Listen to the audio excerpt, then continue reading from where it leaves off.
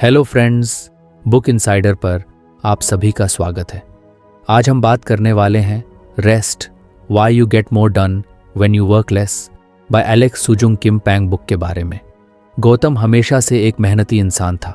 सुबह जल्दी उठना, दिन भर काम में डूबे रहना और रात को थक कर सो जाना उसका रूटीन बन चुका था।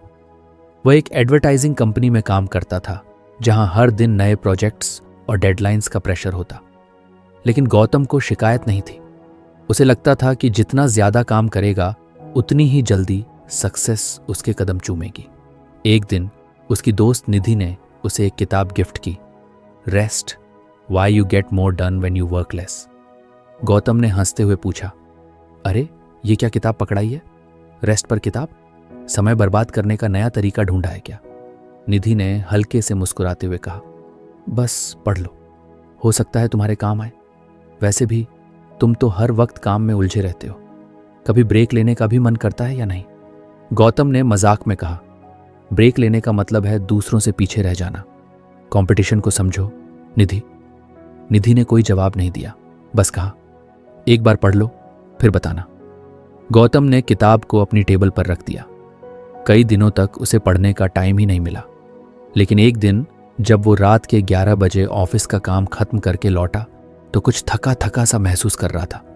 उसने सोचा, चलो कुछ अलग पढ़ते हैं, देखता हूं निधि ने ऐसा क्या बड़ा ज्ञान दिया है इस किताब में।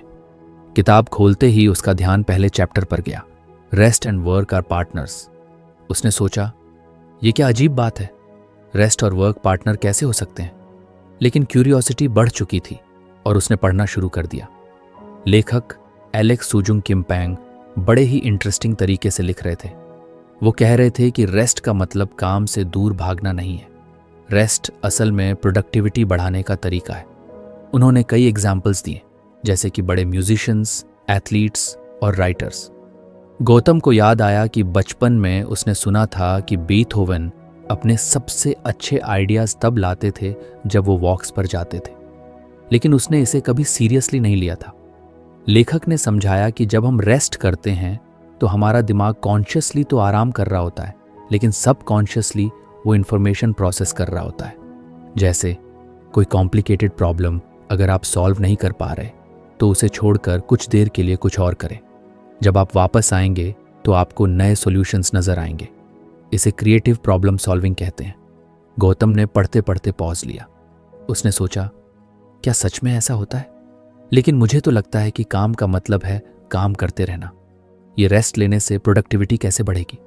लेकिन क्यूरियोसिटी अब और बढ़ चुकी थी। उसने पढ़ना जारी रखा। लेखक ने यह भी लिखा था कि हाई अचीवर्स हमेशा इंटेंस वर्क और डीप रेस्ट के बीच बैलेंस मेंटेन करते हैं। ये उनकी सक्सेस का सबसे बड़ा सीक्रेट है। गौतम को याद आया कि ऑफिस में उसकी टीम मेंबर्स अक्सर कहती थी, गौतम कुछ ब्रेक ले लो, लेकिन वो हमेशा मना कर देता था। उसे लगता था कि ब्रेक लेने से सिर्फ टाइम खराब होगा। अब उसे धीरे धीरे लग रहा था कि शायद उसने गलत समझा था। उस रात गौतम ने किताब का पहला चैप्टर पूरा कर लिया। जैसे ही उसने किताब बंद की, उसके दिमाग में कुछ सवाल उठे। क्या मैं अपनी लाइफ में ये ट्राई कर सकता हूँ? अगर मैं रेस्ट लेना शुरू कर दूं तो क्या सच में मेरी प्रोडक्टिविटी बढ़ेगी? उसने खुद से वादा किया कि अगले दिन ऑफिस में वो इसका पहला प्रयोग करेगा। अगले दिन ऑफिस में गौतम ने अपने काम के बीच 20 मिनट का ब्रेक लिया। ये ब्रेक उसने सच में एंजॉय किया। उसने कॉफ़ी पी, खिड़की से बाहर पेड़ों को देखा और बस एकदम रिलैक्स कर लिया। जब वो वापस आया तो उसने महसूस किया कि उसके दिमाग में क्लैरिटी आ चुकी थी। वो काम जल्दी और एफिशिएंटली कर रहा था। ये उसके लिए नया अनुभव था। शाम को ऑफिस से लौटते वक्त उसने निधि को फ़ोन किया, यार thanks for the book, I think इसमें कुछ तो बात है। निधि ने हंसते हुए कहा, देखा, मैंने कहा था ना, कुछ भरोसा रखो, अभी तो तुमने शुरुआत की है, wait till you read more chapters. Gautam ने जवाब दिया, हाँ अब तो पूरी किताब पढ़ूंगा और जो सीखा है उसे अपनी लाइफ में इम्प्लीमेंट भी करूंगा। उस रात गौतम ने किताब का अगला चैप्टर खोलने की तैयारी कर ली। उसने महसूस किया कि रेस्ट और वर्क को पार्टनर्स की तरह देखना वाकई उसकी सोच बदल सकता है। उसे लगा कि शायद ये किताब उसकी जिंदगी को एक नया मोड़ दे सकती है, लेकिन ये तो बस शुरुआत थी। अभी तो बहुत कुछ सीखना बाकी था। गौतम ने अपने नए रूटीन में पहले सबक rest and work are partners को पूरी तरह से अपनाना शुरू कर दिया था। ऑफिस में उसने छोटे छोटे ब्रेक लेना शुरू कर दिया था और हैरानी की बात यह थी कि उसकी प्रोडक्टिविटी वाकई बढ़ने लगी थी। लेकिन अब उसकी जिज्ञासा अगले चैप्टर पर थी। Deliberate rest is essential. उसने किताब को एक कप चाय के साथ खोला और पढ़ना शुरू किया।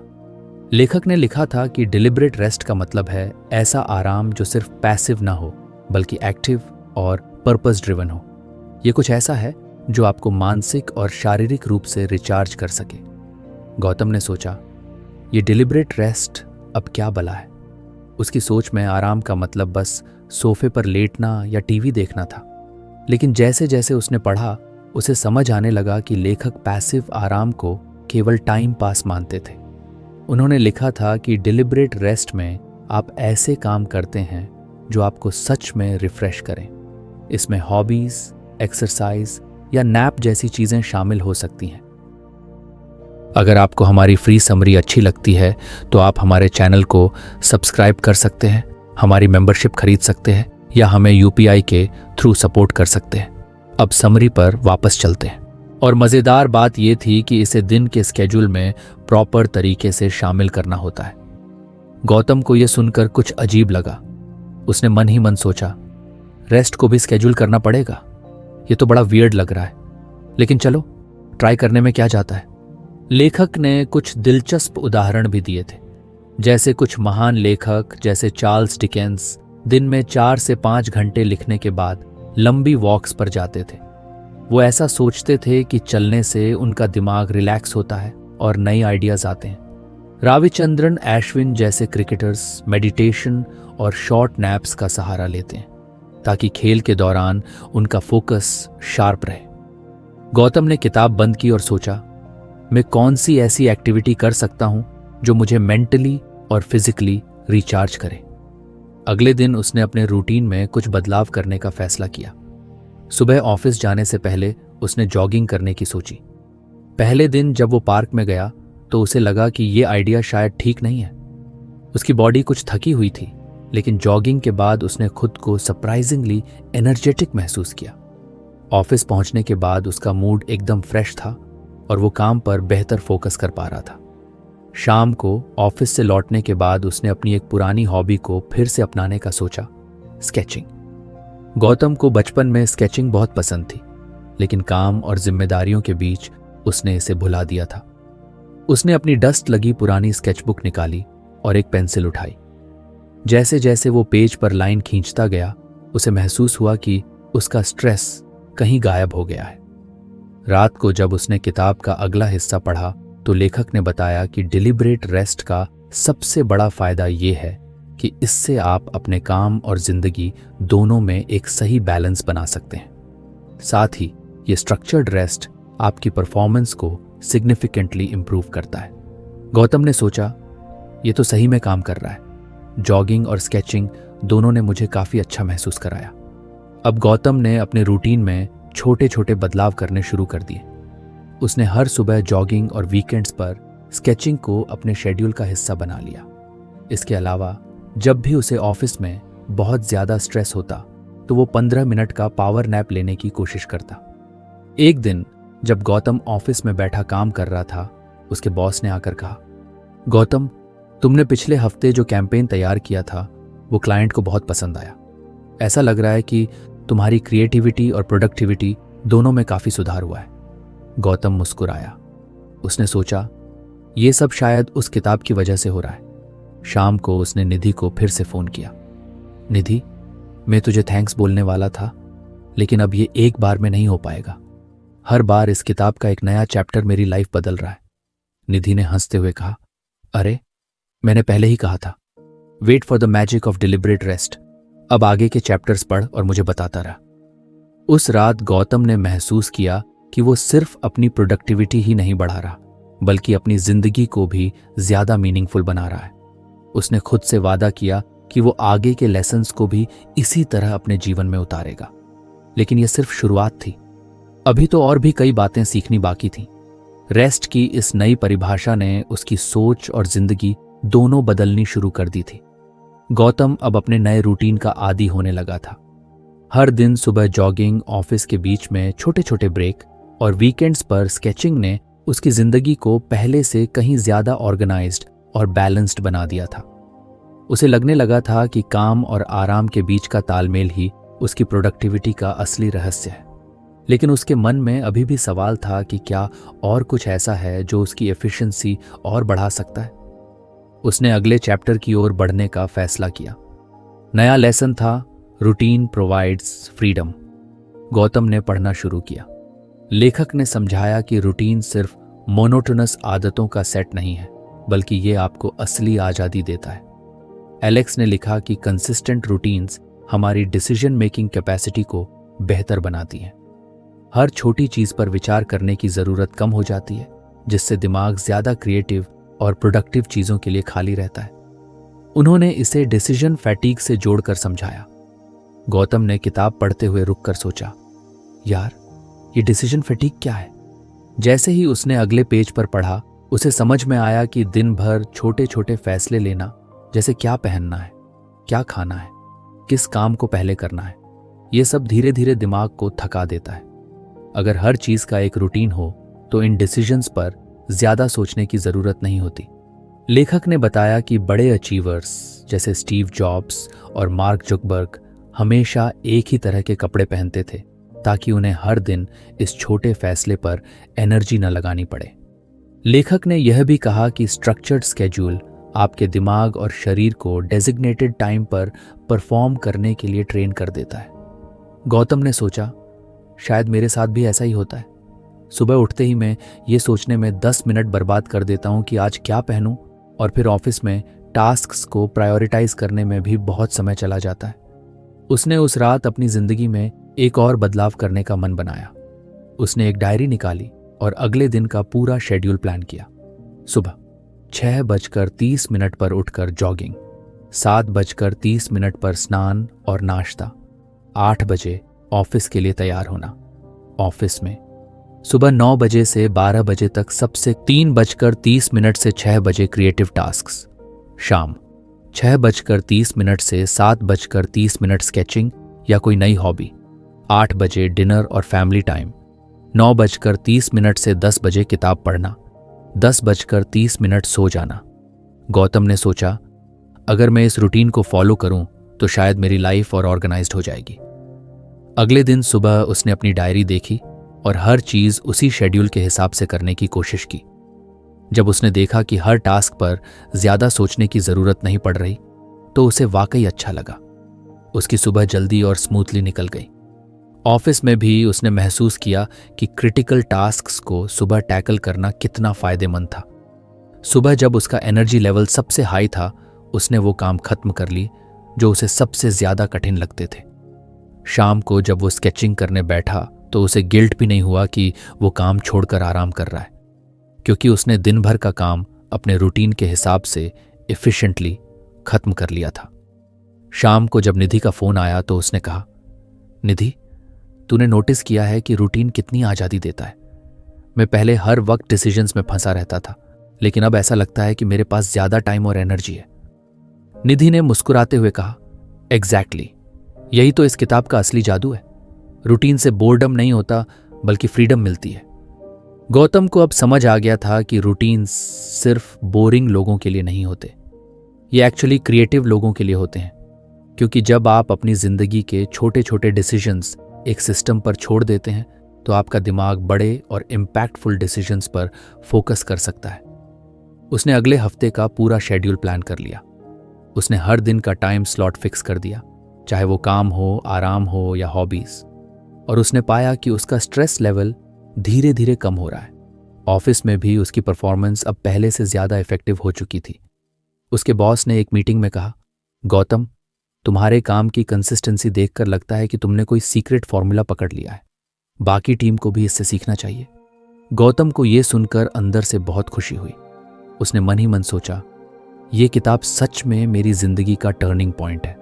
रात को उसने किताब को फिर से खोला।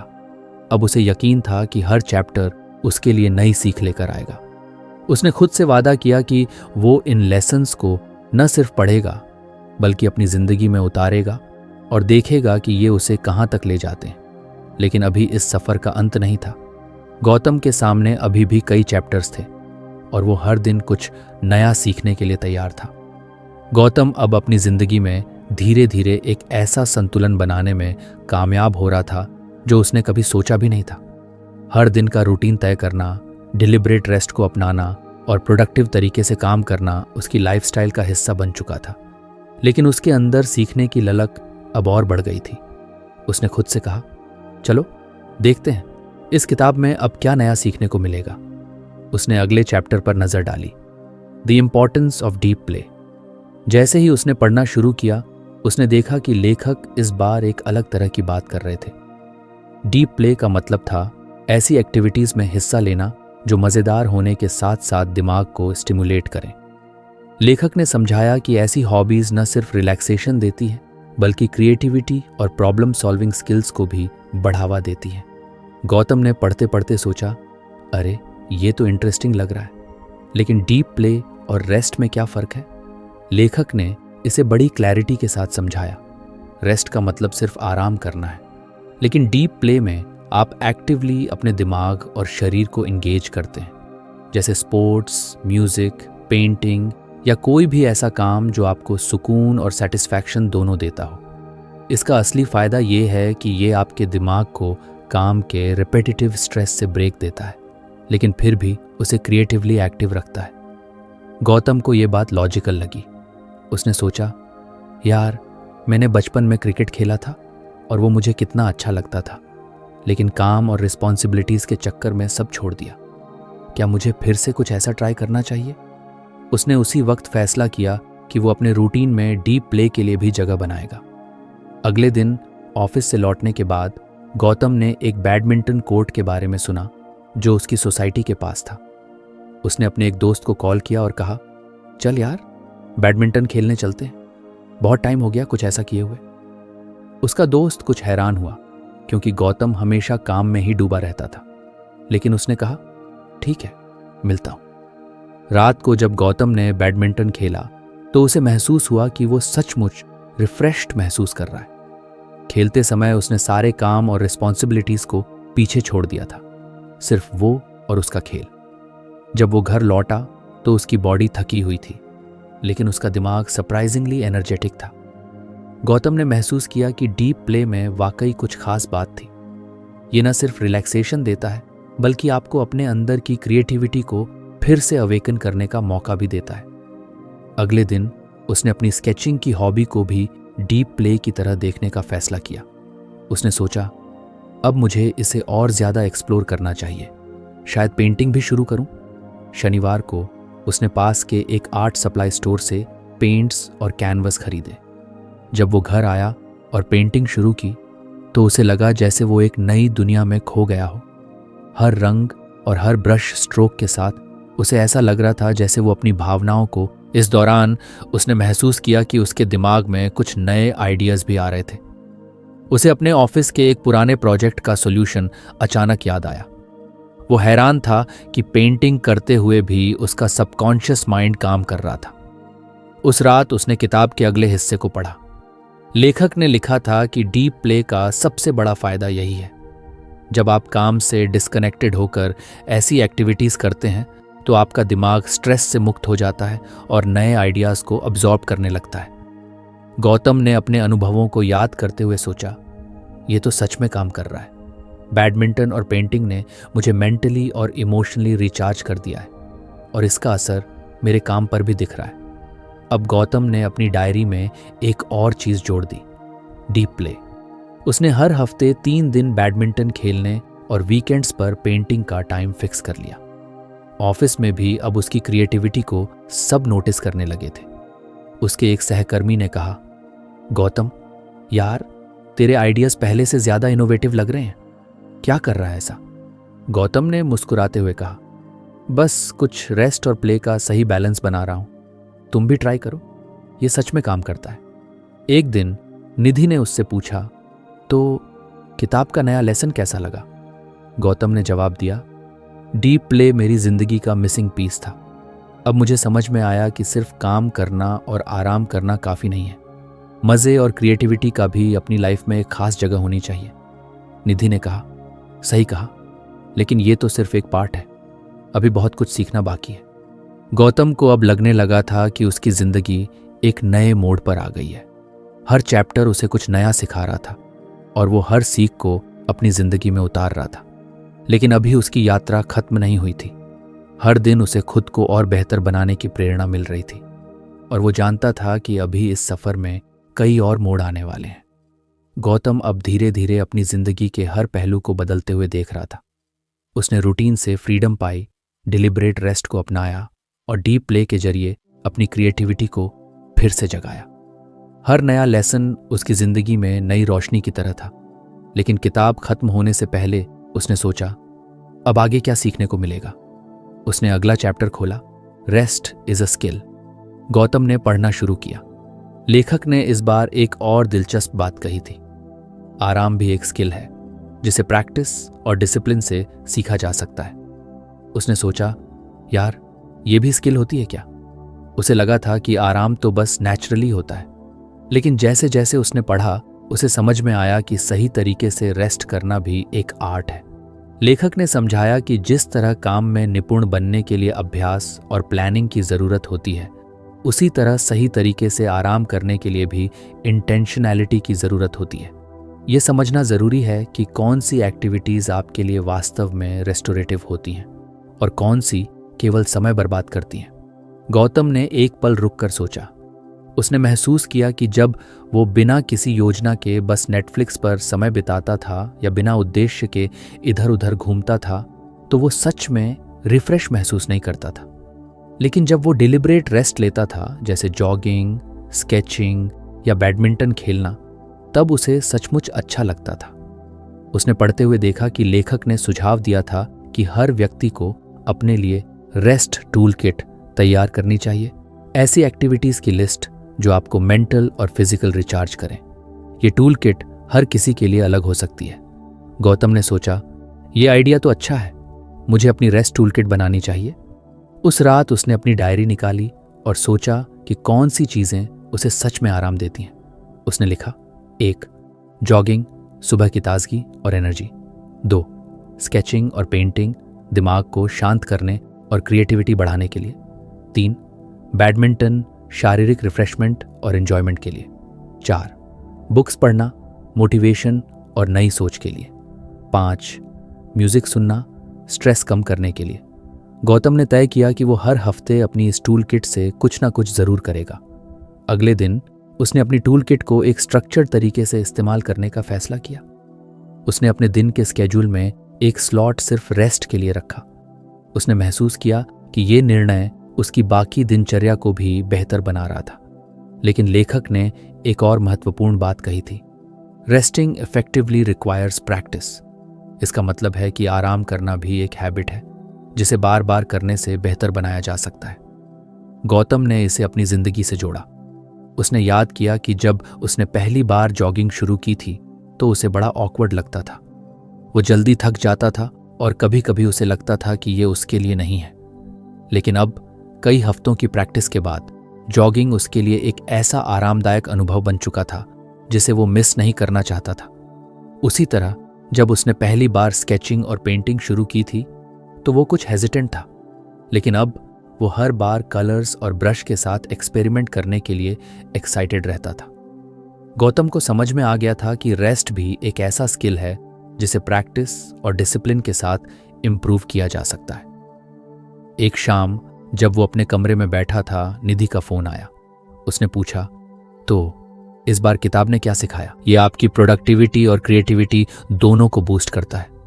निधि ने हंसते हुए कहा, बिल्कुल सही, रेस्ट करना भी एक आर्ट है और ये सीखने लायक है। गौतम ने फोन रखकर अपनी डायरी में लिखा, आज मैंने एक और बड़ा लेसन सीखा। Rest isn't a waste of time, it's an investment in myself.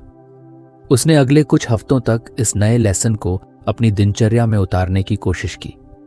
उसने देखा कि जब वो अपनी रेस्ट टूल किट से कुछ करता है तो वो ज्यादा एनर्जेटिक और फोकस्ड महसूस करता है। और सबसे खास बात यह थी कि उसे अब गिल्ट नहीं होता था कि वो काम छोड़कर आराम कर रहा है। ऑफिस में भी उसके काम का असर दिखने लगा था। उसकी परफॉर्मेंस लगातार बेहतर हो रही थी। उसके सहकर्मी और बॉस उसे एडमायर करने लगे थे। एक मीटिंग में बॉस ने कहा, गौतम, तुम्हारा अप्रोच कुछ अलग और इम्प्रेसिव है। हमें भी अपनी टीम के बाकी लोगों को इससे सीखने के लिए इंस्पायर करना चाहिए। गौतम को अब यकीन हो गया था कि किताब का हर लेसन उसके जीवन को बदल रहा था, लेकिन उसे यह भी पता था कि यह सफर अभी खत्म नहीं हुआ है। हर नया लेसन उसे खुद को और बेहतर बनाने के लिए प्रेरित कर रहा था, और वो जानता था कि किताब में अभी और भी गहरे इंसाइट्स छिपे हुए हैं जो उसकी सोच और जिंदगी को और नई दिशा देंगे। गौतम अब पूरी तरह से इस किताब के जादू में डूब चुका था। हर नया लेसन उसकी जिंदगी में एक नया बदलाव लेकर आ रहा था। उसने खुद में वो ऊर्जा महसूस की जो शायद सालों से खो गई थी, लेकिन उसे अब भी लग रहा था कि सीखने के लिए और भी बहुत कुछ है। उसने किताब का अगला पन्ना पलटा और पाया कि अगला chapter the science of napping के बारे में था। गौतम मुस्कुराया और सोचा, अब ये नींद और झपकी लेने के फायदे के बारे में क्या कहेंगे। उसे न जाने क्यों स्कूल के दिनों में टीचर की वो डांट याद आ गई जब वो क्लास में झपकी लेता था। लेखक ने शुरुआत में ही लिखा कि नैपिंग सिर्फ बच्चों और आलसी लोगों के लिए नहीं है। सही तरीके से झपकी लेना प्रोडक्टिविटी, क्रिएटिविटी और ओवरऑल कॉग्निटिव फंक्शनिंग को बेहतर बना सकता है। गौतम ने पढ़ना जारी रखा। लेखक ने समझाया कि 20 से 30 मिनट की छोटी झपकी अलर्टनेस और डिसीजन मेकिंग स्किल्स को बढ़ा सकती है। यहाँ तक कि कई महान व्यक्तित्व जैसे विंस्टन चर्चिल और थॉमस एडिसन भी झपकी लेने को अपने जीवन का अहम हिस्सा मानते थे। गौतम को यह जानकर हैरानी हुई। उसने सोचा, चर्चिल और एडिसन जैसे लोग भी नैप लेते थे और मैं सोचता था कि ये तो बस आलसी लोगों की आदत है। लेखक ने आगे बताया कि झपकी लेने के पीछे विज्ञान क्या है। उन्होंने समझाया कि जब हम नैप लेते हैं तो हमारा दिमाग इंफॉर्मेशन को प्रोसेस करता है और मेमोरीज को कंसोलिडेट करता है। इसका मतलब है कि वो चीज़ें जो हम सीखते हैं या करते हैं वो हमारे दिमाग में और गहराई से सेट हो जाती हैं। गौतम ने इसे समझने की कोशिश की। उसने याद किया कि जब वो कॉलेज में था और एग्जाम से पहले कुछ सोता था तो उसका परफॉर्मेंस सच में बेहतर होता था, लेकिन ऑफिस में वो कभी ऐसा करने की सोच भी नहीं पाया। लेखक ने यह भी कहा कि सही तरीके से झपकी लेना एक स्किल है। आपको इसे सही ड्यूरेशन और सही टाइम पर लेना चाहिए। बहुत लंबी झपकी से ग्रॉगीनेस हो सकती है, जबकि 20 से 30 मिनट की झपकी आपको रिफ्रेश और अलर्ट महसूस कराती है। गौतम को लगा कि वो इस लेसन को अपनी जिंदगी में जरूर अपनाएगा। उसने सोचा, ऑफिस के बीच में एक झपकी लेना क्या सच में संभव है? और अगर मैंने ऐसा किया तो क्या मेरी प्रोडक्टिविटी बढ़ जाएगी? अगले दिन उसने इसे आजमाने का फैसला किया। लंच के बाद जब उसे नींद आने लगी तो उसने अपने डेस्क के पास रखे सोफे पर जाकर 20 मिनट के लिए अलार्म लगाया और आंखें बंद कर ली। शुरुआत में उसे कुछ अजीब लगा, लेकिन जैसे ही वो झपकी लेकर उठा उसे लगा जैसे उसका दिमाग फिर से पूरी तरह से फ्रेश हो गया हो। उसने महसूस किया कि उसका कंसंट्रेशन लेवल पहले से कहीं बेहतर था। उसने बाकी का दिन ज्यादा एफिशिएंटली काम किया और सबसे खास बात यह थी कि उसे अब थकान महसूस नहीं हो रही थी। गौतम ने उस शाम निधि को कॉल किया और कहा, निधि, ये नेप वाली बात तो सच में कमाल की है। मैंने आज ऑफिस में 20 मिनट की झपकी ली और ऐसा लगा जैसे मेरा दिन दोबारा शुरू हो गया हो। निधि ने हंसते हुए कहा, मैंने पहले ही कहा था कि यह किताब जादुई है। अब इमेजिन करो कि अगर हर कोई इस साइंस को समझे तो उनकी जिंदगी कितनी बेहतर हो सकती है। गौतम ने उस दिन से अपनी दिनचर्या में झपकी के लिए एक स्लॉट तय कर लिया। उसने देखा कि झपकी लेने से न केवल उसकी एनर्जी लेवल बढ़ रही थी, बल्कि उसकी क्रिएटिविटी और प्रॉब्लम सॉल्विंग स्किल्स भी शार्पन हो रही थी। एक दिन ऑफिस में एक बड़ी प्रेजेंटेशन के दौरान गौतम ने अपने आइडियाज को इतने कॉन्फिडेंटली और क्रिएटिवली पेश किया कि उसके बॉस ने तुरंत उसे बधाई दी। उन्होंने कहा, गौतम, तुम्हारे आइडियाज में जो क्लैरिटी और शार्पनेस है वो बाकी टीम से अलग है। ये कैसे मैनेज करते हो? गौतम ने मुस्कुराते हुए कहा, बस कुछ सा काम और कुछ सा आराम सर। और झपकी लेना तो मेरी प्रोडक्टिविटी का सीक्रेट वेपन बन गया है। उस रात उसने किताब का वो हिस्सा फिर से पढ़ा जिसमें लिखा था कि नासा के पायलट्स और एस्ट्रोनॉट्स भी अपनी परफॉर्मेंस बढ़ाने के लिए नैपियस लेते हैं। ये बात जानकर उसे यकीन हो गया कि झपकी लेना सिर्फ एक आदत नहीं बल्कि एक साइंटिफिकली प्रूवन टूल है। गौतम ने अपनी डायरी में लिखा, 1. झपकी का सही समय लंच के बाद जब एनर्जी नेचुरली लो होती है। 2. ड्यूरेशन 20 से 30 मिनट से ज्यादा नहीं। 3. कंफर्टेबल जगह ऑफ। उसने देखा कि उसका स्ट्रेस लेवल कम हो रहा था, उसकी डिसीजन मेकिंग स्किल्स बेहतर हो रही थी और सबसे बड़ी बात यह थी कि उसे अब मल्टीटास्किंग में भी कोई दिक्कत नहीं हो रही थी। गौतम को अब समझ आ गया था कि नैप लेना न सिर्फ रिफ्रेशमेंट के लिए है बल्कि ये एक स्किल है जो प्रोडक्टिविटी और क्रिएटिविटी को बढ़ा सकती है। उसने इस लेसन को दिल से अपनाया और महसूस किया कि ये उसकी जिंदगी में एक और बड़ा बदलाव लेकर आया है। लेकिन किताब अभी खत्म नहीं हुई थी। गौतम जानता था कि हर नया चैप्टर उसे कुछ नया सिखाने वाला है और वो इस सफर में हर लेसन को पूरी तरह से जीने के लिए तैयार था। गौतम अब अपनी जिंदगी में जिस तरह के बदलाव महसूस कर रहा था वो उसके लिए किसी चमत्कार से कम नहीं था। हर नया लेसन उसकी सोच को बदल रहा था और उसे एक नई दिशा दिखा रहा था। उसने खुद से वादा किया था कि वो इस किताब को पूरा पढ़कर ही दम लेगा। उसने अगले चैप्टर पर नजर डाली, एम्ब्रेस बोरडम। गौतम ने पढ़ना शुरू किया और कुछ देर में खुद को हंसते हुए पाया। उसने सोचा, अरे बोर होना भी कोई सीखने की चीज है। बचपन में मम्मी कहती थी, कुछ करो, खाली मत बैठो। अब ये किताब कह रही है कि बोर होना भी फायदेमंद है। लेखक ने शुरुआत में लिखा कि बोर्डम का मतलब है अपने दिमाग को कुछ देर के लिए अनस्टिम्युलेटेड रखना। ये वो वक्त होता है जब दिमाग नेचुरली माइंड वॉन्डरिंग करने लगता है और यही माइंड वॉन्डरिंग स्टेट अक्सर क्रिएटिविटी को बढ़ावा देती है। गौतम ने सोचा, लेकिन माइंड वॉन्डरिंग और काम ना करने का क्या कनेक्शन है? लेखक ने समझाया कि जब दिमाग लगातार काम, सोशल मीडिया या किसी और स्टिम्युलेशन में उलझा रहता है तो उसके पास खुद को रिचार्ज करने का समय नहीं होता। लेकिन जब आप अपने दिमाग को खाली समय देते हैं तो ये सबकॉन्शियस लेवल पर नए आइडियाज और सॉल्यूशंस को खोजने लगता है। गौतम को यह बात लॉजिकल लगी। उसने महसूस किया कि जब भी वो बिना किसी डिस्ट्रैक्शन के बैठा रहता था तो उसके दिमाग में अक्सर नए आइडियाज आते थे। लेकिन अब उसकी जिंदगी इतनी तेज हो गई थी कि बोर्डम के लिए वक्त ही नहीं बचा था। उसने किताब के अगले हिस्से पर नजर डाली। लेखक ने कहा था कि कई महान विचारकों, वैज्ञानिकों और कलाकारों ने बोर्डम को अपने क्रिएटिव प्रोसेस का हिस्सा बनाया। उदाहरण के लिए आइजैक न्यूटन को ग्रेविटी का आइडिया तब आया जब वो एक बगीचे में अकेले बैठकर सोच रहे थे। गौतम ने खुद से कहा, यार न्यूटन का तो ठीक है, लेकिन मैं कैसे ये ट्राई कर सकता हूं? मेरा दिन पहले से ही पूरी तरह से भरा हुआ है। लेकिन उसने तय किया कि वो इसे आजमाएगा। अगले दिन उसने अपने स्केड्यूल में 15 मिनट का एक बोर्डम ब्रेक डाला। इस दौरान उसने खुद को हर तरह के डिस्ट्रैक्शन से दूर रखा।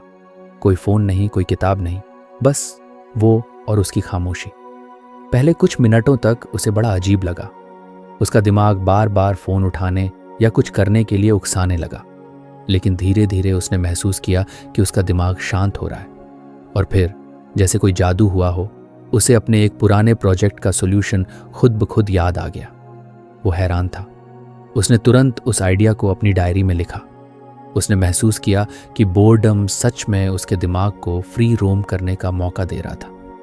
उस दिन के बाद गौतम ने इसे अपनी दिनचर्या का हिस्सा बना लिया। वो हर दिन 15 से 20 मिनट ऐसे बिताने लगा जहां उसने खुद को किसी भी तरह की एक्टिविटी से दूर रखा और हर बार उसे नए और क्रिएटिव आइडियाज मिलते।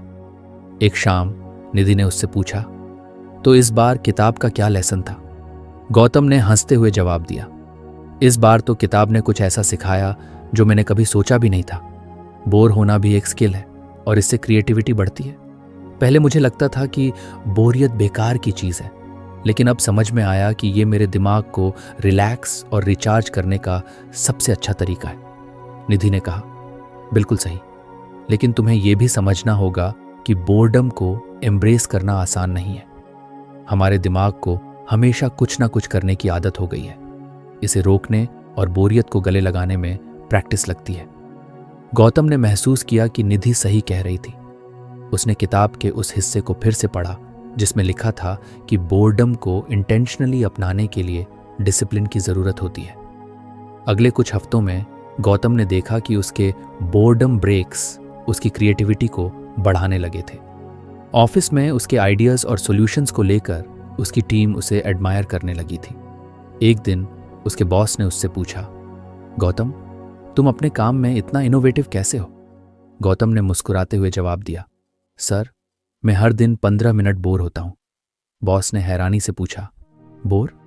गौतम ने समझाया, जी हाँ, मैंने सीखा है कि जब हम अपने दिमाग को कुछ खाली समय देते हैं तो वो अपने आप नए आइडियाज़ और सॉल्यूशंस पर काम करने लगता है। ये साइंटिफिकली प्रूवन है और ये मेरे लिए सच में काम कर रहा है। उस शाम गौतम ने अपनी डायरी में लिखा, 1. बोर्डम ब्रेक, हर दिन 15 से 20 मिनट बिना किसी डिस्ट्रैक्शन के। 2. नो डिवाइसेस, इस समय में फ़ोन, टीवी या कोई और गैजेट नहीं। 3. ऑब्जर्व माइंड, अपने दिमाग को नेचुरली वॉन्डर करने देना। गौतम अब खुद को पहले से ज़्यादा शांत और क्रिएटिव महसूस कर रहा था। उसने महसूस किया कि बोर्डम को एम्ब्रेस करना न केवल उसके काम के लिए फ़ायदेमंद था, बल्कि उसकी ओवरऑल मेंटल हेल्थ को भी बेहतर बना रहा था।